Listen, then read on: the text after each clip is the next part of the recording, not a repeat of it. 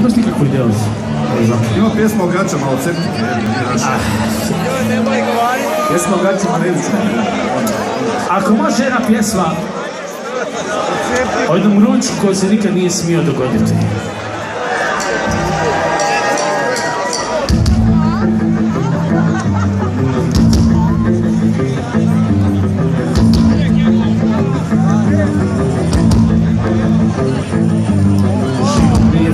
Znam, nije vam lako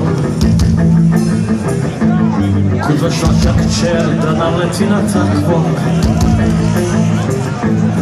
divljaka iz drugog plemena, plodnog sjemena.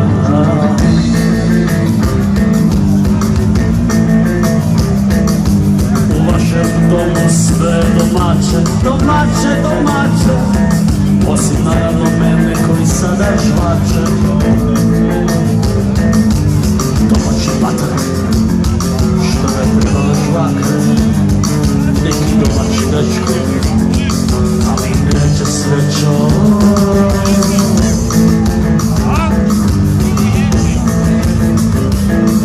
Hvala vodnim sajsima, uči sveci su vam čuvali kuću, ali evo mene na ručku, ali evo mene na ručku.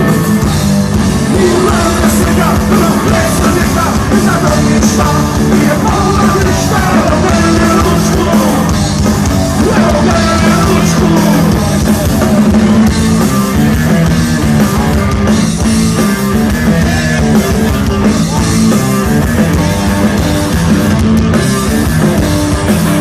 Glasno svježak u nožu,